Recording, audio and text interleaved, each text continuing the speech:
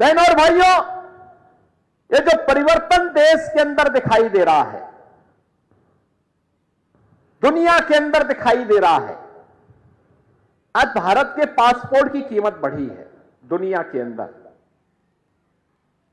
अंदर भारत के पासपोर्ट की कीमत बढ़ी है।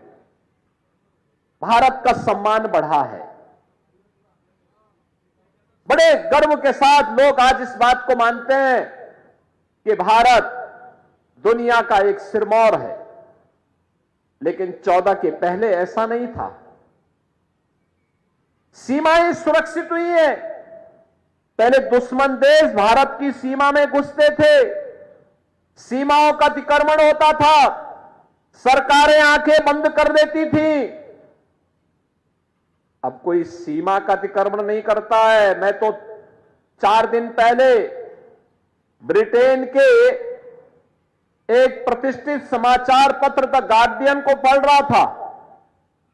उसमें उसने एक समाचार प्रकाशित किया था जिसमें उसने कहा कि पाकिस्तान के अंदर 2 वर्ष पहले 20 आतंकवादी चुन चुन करके, दुर्दांत आतंकवादी चुन चुन करके मारे गए, और इसका शक पाकिस्तान ये मानता है कि सब भारत ने कराया है। यानी इसका मतलब जिस पाकिस्तान में मुंबई विस्फोट के अपराधी वे आतंकवादी छुपे हुए हो, उस पाकिस्तान में भी अब आतंकवादी सुरक्षित नहीं है। अब दुनिया भी इस बात को स्वीकार करने लग गई है। दुनिया ने भी इन आतंकवाद को एक समस्या मान लिया है। जो लड़ाई भारत की है, उस लड़ाई में दुनिया आपके साथ खड़ी है। ये चीजें आज दिखती है कि किस ओर भारत ने जैसे जो किया, दुश्मन भी अब भारत की सीमाओं का अतिक्रमण भी नहीं कर सकता, और देश के अंदर आतंकवादी गिरोह कोई आतंकी वारदात करने का दुस्साहस भी नहीं कर सकता। आप देख रहे होंगे ना कि कहीं कोई घटना, अगर स्थानीय स्तर पर कोई पटाखा विस्फोट हो जाए तो पाकिस्तान पहले सफाई देता कि नहीं हमारा हाथ नहीं है, बोलता है ना। और नहीं तो पहले पाकिस्तान सीना तान के बोलता था। आज उसको मालूम है अगर वो करेगा तो मोदी जी का नेतृत्व में जो सरकार है ना, ये पाकिस्तान के अंदर घुस करके ही उनका काम तमाम कर देगी।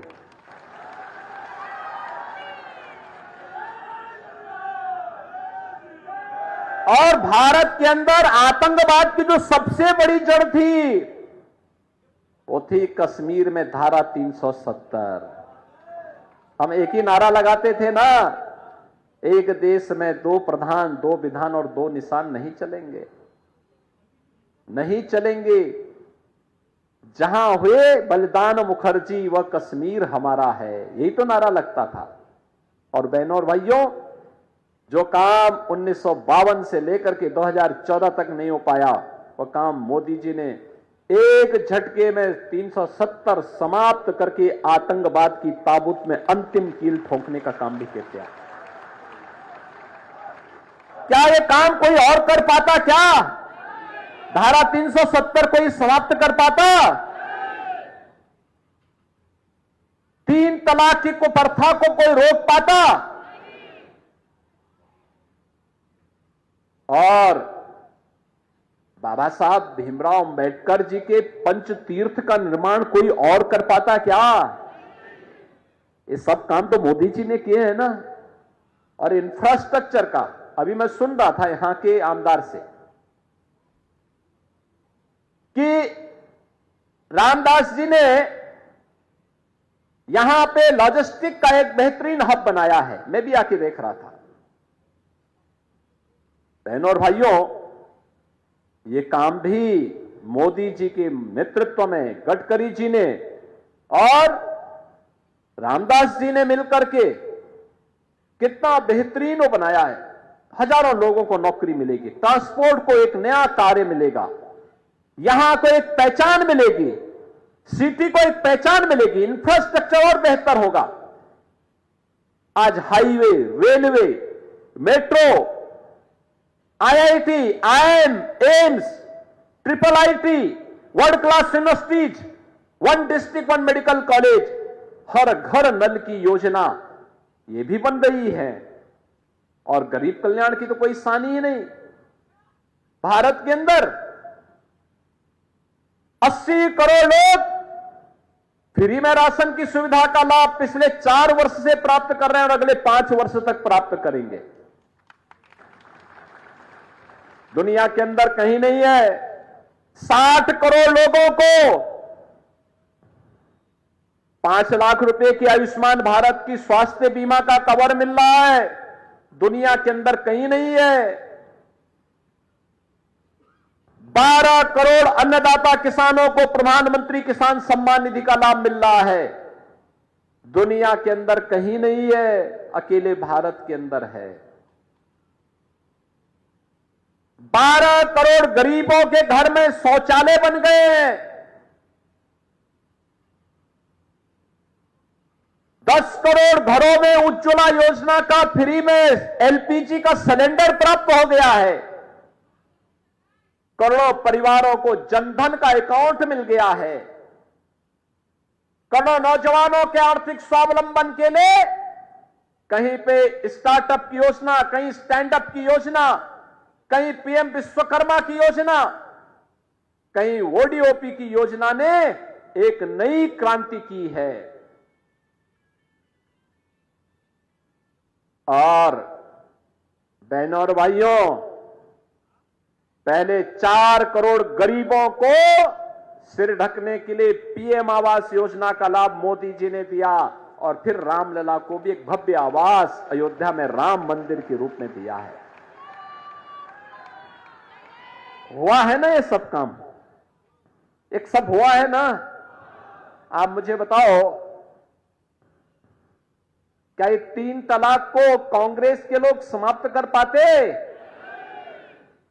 और ये सपना तो सरदेव बाला साहब ठाकरे जी का भी था ना।